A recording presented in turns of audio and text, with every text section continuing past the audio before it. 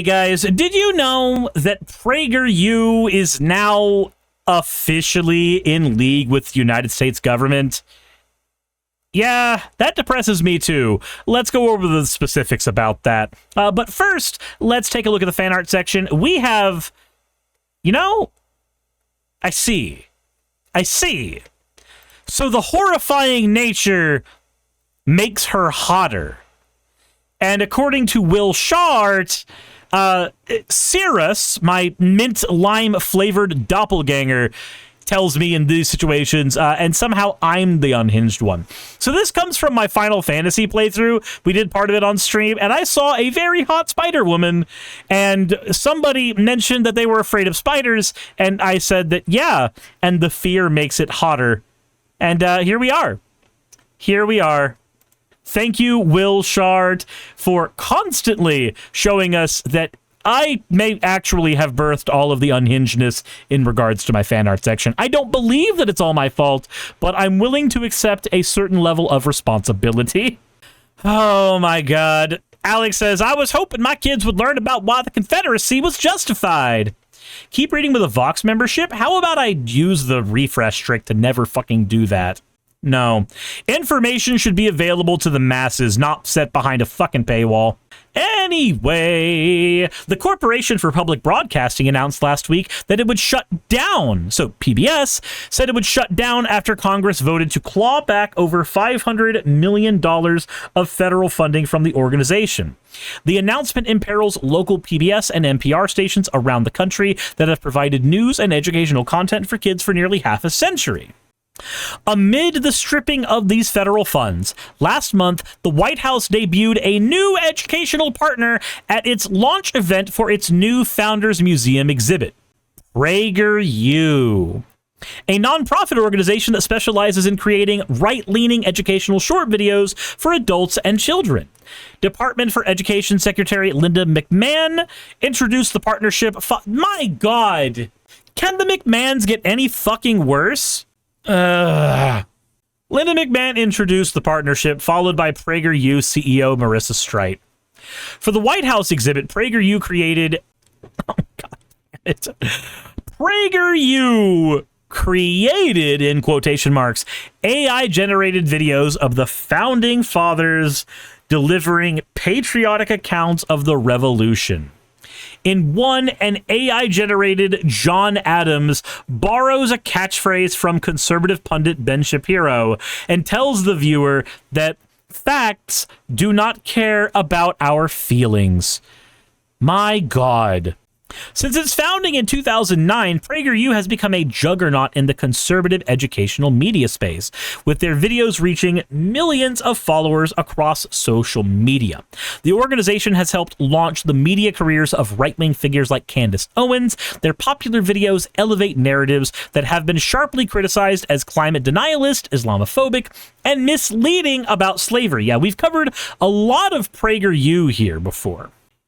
Tara says, PragerU, those ads I saw that even without fact-checking were just wrong? Yep. Today, explained co-host Sean Ramswarman spoke with Laura Meckler, a national education writer for the Washington Post, about how PragerU partners with states to bring its content to the classroom and if the organization is poised to fill the educational void left by the Corporation for Public Broadcasting. Below is an excerpt from their conversation, edited for length and clarity. There is much more in the full podcast, so listen to it and fucking advertisements. Instead, maybe go to ddlgplayground.com, get something great for yourself to go fuck yourself with. Use coupon code Suris. There is a Mr. Let's see, who's behind PragerU? Mr. Prager, oh, this is the... Oh, they're just doing a whole interview with people who enable fascism. That's fantastic.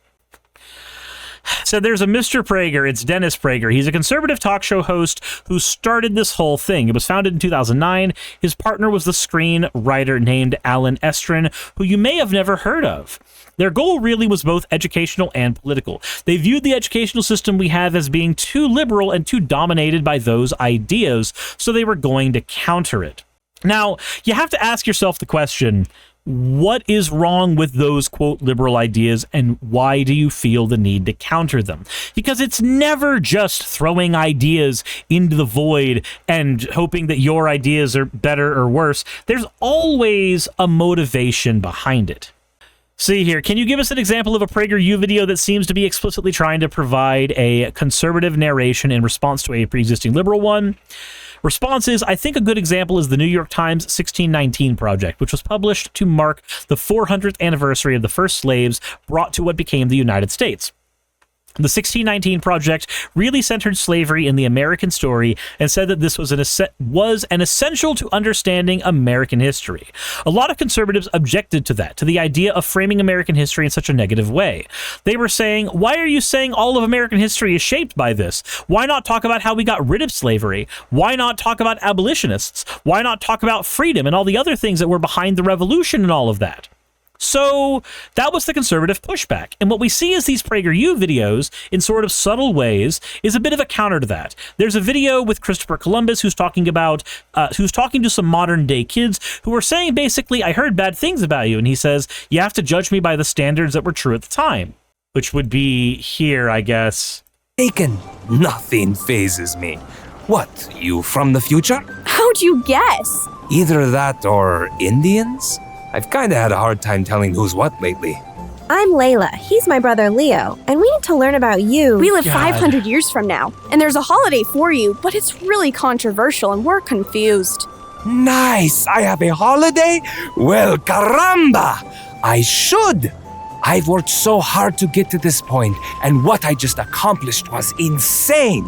Will you tell us about your journey? Allow me to give you a little biographical information so it all makes sense. Okay. Okay, we're not going to watch any more of that. It's boring. He was bad back then, too, by their standards. Yeah.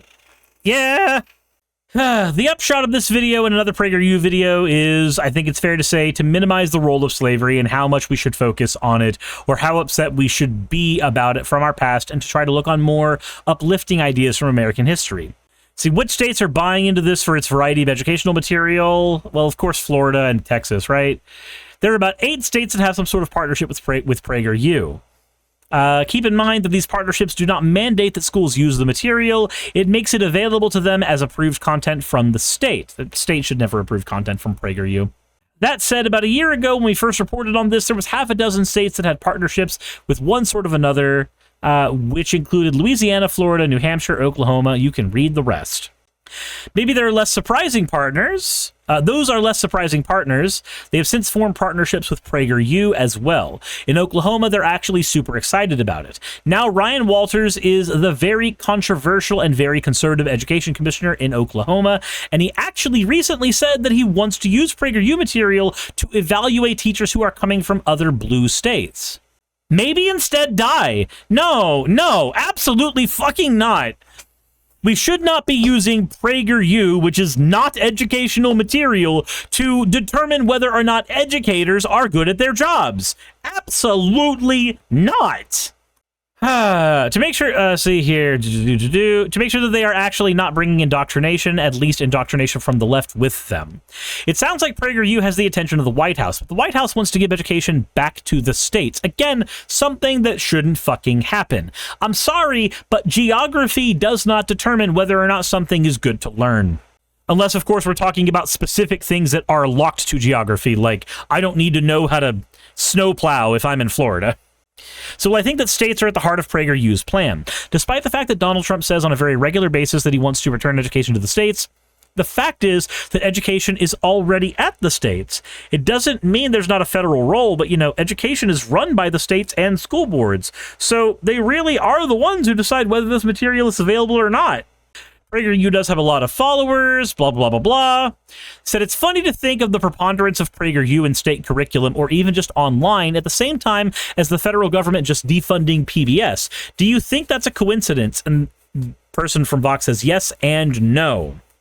I don't actually think these two decisions are directly related in any way, at least that I'm aware of. Ha! Bullshit!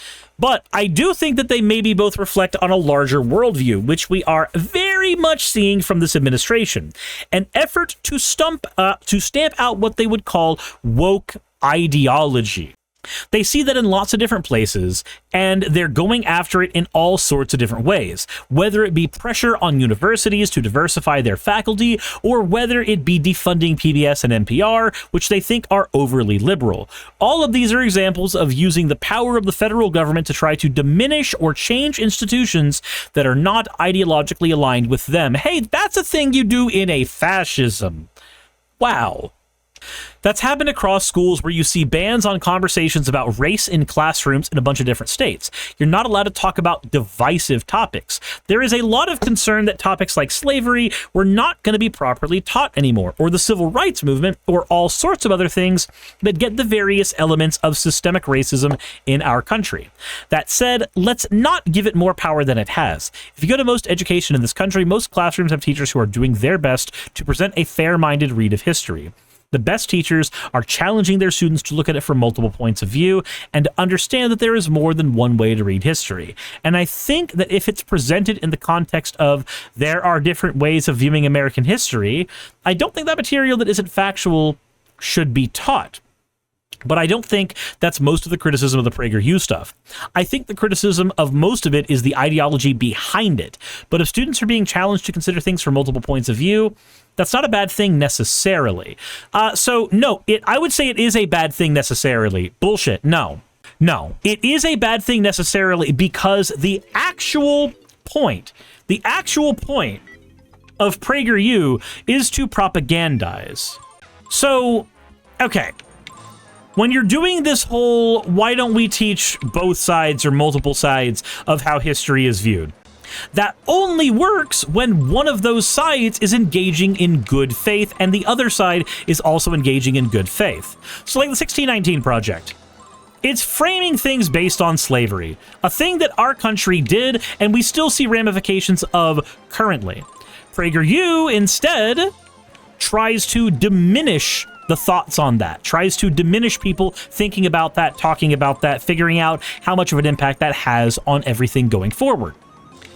They do this because they want to have the idea of America be one of a nation that is wholly good, or mostly good.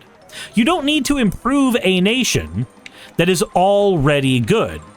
But America needs a lot of improvement because we as a country do not do well by our citizens.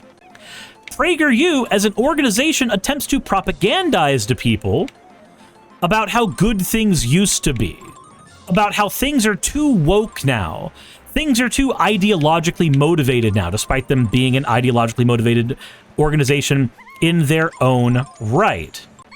The entire... God, fuck, I hate this thing. I hate this thing. This is like when people try to say that we need to teach the states' rights argument for the for slavery. We need to talk about it from the side of the states that wanted to keep slavery because they considered it a good thing for their economies. Like, no, the fuck we don't. Absolutely not. Training people to be able to hypothetically engage with that stuff is one thing, but teaching that as if it is an equal part of the conversation is not okay. And that's largely the problem with PragerU and organizations like them, is they want to be part of the conversation as if what they are bringing to the conversation is equally valuable. But it's not. What PragerU does, again, is engage in propaganda. They are not here to teach the parts of history that are not being taught. They are here to skew the way that we look at that history in general. The entire point is not to educate people on something that they would otherwise be missing. The point is to be counter to liberal ideology, to be counter to leftist ideology, not for a specific purpose that is good, but merely to offer an alternative product. And at the end of the day, that's what PragerU is. It is a product, an alternative product sold to people who do not want to exist in the timeline where slavery is fucking bad. PragerU's a propaganda machine. We should not be treating them like they have an equal spot at the table. The Nobody says, do you think history can repeat itself and slavery will return? I have bad news for you, the Nobody. I have really bad news for you. It never went away. So the 13th Amendment that was supposed to abolish slavery, all it did was move legal slavery to the prison system. There is a reason that prisons have a disproportionately black population. Now, one of those reasons is that we disenfranchised black Americans on the whole. We did redlining and all kinds of terrible stuff once upon a time. I mean, we still have ramifications from that now. And the end result of that stuff existing in the past is that here in the present, we still deal with the end results of it. Almost like it never went away. Is it really gone when we have a system that disproportionately hurts black Americans, and then those Americans end up unable to vote because they're felons, and then those Americans end up in the prison system where they have to engage in hard labor, where they don't make any fucking money, or they make like, what, $1 an hour or some shit? At best? Like actual slave labor? I don't have to, like, hypothesize about how bad it would be if slavery came back in America, because it's already here. It's already here, and it's been thriving for decades. We never got rid of it. Goblin says, not to mention where they're at the mercy of recreational violence. You mean the same way that they are at the mercy of recreational violence in, like classic slavery? Like chattel slavery? Because it's all the same shit. It's all the same shit. We just gave it a coat of paint that made us feel better about it. That's it. That's all we did. We changed the coat of paint for how we treat people, but we still treat them with the same amount of cruelty. But we've normalized it a different way. Now, instead of those people deserve to be slaves because they're black, it's those people deserve to be slaves because they're bad people. They're the bad people. Don't you see? That person didn't pay their taxes. They're the bad person. That person posted something that I didn't like online.